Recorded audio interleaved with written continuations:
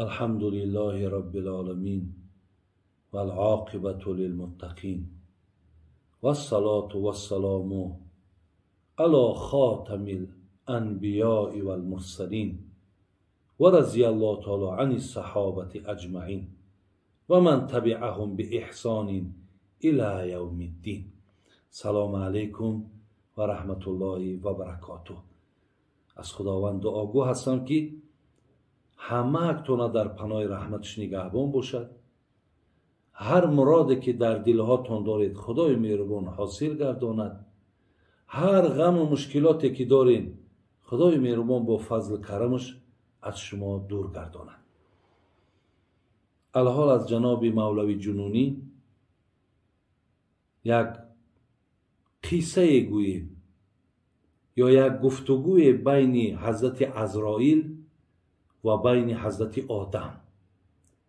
وقتی جناب عزرائیل جان آدم گرفتنی آمد، در این بین یک صحبت داشتن. همون صحبت جناب جنونی در رشته نظم در آورد که برای ما و شما بسیار یک قصه اگر عبرت میگرفتگی باشیم بسیار یک قصه زیبا هست. خواهرها و دادرای عزیز با دقت گوش اندازید. با وقتی قبض گفت عزرائیل ای نوح، کشم از قالب تو این زمان روح. ز جمله انبیا عمر تو شد بیش، چی دیدی در جهان از عشرت خویش؟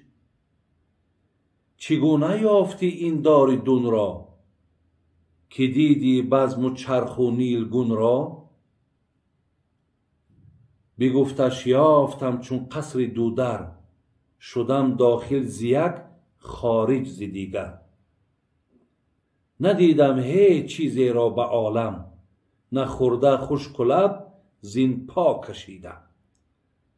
به دندانم ز خوردن نیست رنگش، به دستم از گرفتن نیست رنگش. گذشت چون برق چون خواب و خیاله، به خاطر نیست جز رنج و ملاله. همین دم دانم و این سختی جان، به فضل حق شود این مشکل آسان. نظر اول ز پیش و پس کن، نظر اول ز حال پیش و پس کن. پس از وی دولت فانی هوس کن. بیا ای فانی روی سوی بقا کن، از این آلودگی خود را جدا کن. الله مهربان رحمت کنه جناب مولوی جنونی را. وقتی میگه جناب عزرائیل پیشش آمد، برادرای عزیز، حضرت آدم قرآن میگه الف سنتین الی 50 عاما. الف سنتین الی 50 عاما، هزار سال و یعنی 1050 سال. حضرت ابن عباس میگه حضرت آدم 1050 سال عمر دیدند. ببینیم برادرها، وقتی 1050 سال عمر دید، وقتی عزرائیل آمد و پرسیدش چگونه یافتی این دار دون را، که دیدی بزم و چرخ و نیلگون را؟ 1050 سال، مقصد تمام آن چیزی که در همین دنیا ای پستی بود، بلندی بود، خوشی بود، خرسندی بود، غم بود، دقت بود، هر چی که بود مقصد تو در 1050 سال چگونه همین دنیا را یافتی؟ چگونه دیدیش؟ بگفتش یافتم چون قصر دودر، شدم داخل ز یک خارج دیگر. دنیا را مثل یک خانه دو دره یافتم. برادرها خوب اهمیتین، 1050 ساله از این در آمدم، از در دیگه برآمدم. ندیدم هیچ چیزی را به عالم، نه خورده خشک و لب زین پا کشیدم. هیچ چی ندیدم، هیچ چی به یادم نیست. به دندانم ز خوردن نیست رنگش، به دستم از گرفتن نیست رنگش.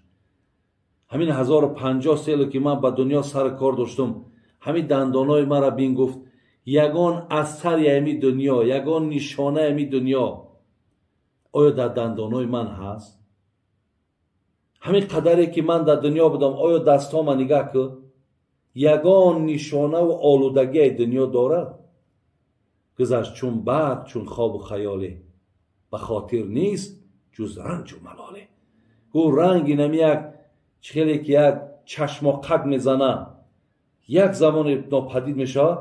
گفت عمر ما گذشت همین خیر دیدم. شاعر میگو با لب جوی نشین دیده عبرت بکشا، حاصل عمر تو چون آب روان میگذرد. بعد اخیر دگو همین دمدانم و این سختی جان به فضل حق شود این مشکل آسان. گفته که هیچی ندیدم جناب عزرائیل، مادام الله که امر که باشه بگیر امانت و اکو خدای مهربان دعا کنم که همین سختی جان برای من آسان کند. برادران و خواهران عزیز، به 1050 سال حضرت آدم نفهمید، ندانست و بینید دنیا هم با این پدرود گفت. دنیا هم مقصد حضرت آدم جواب داد رفت. یعنی مقصد چی است؟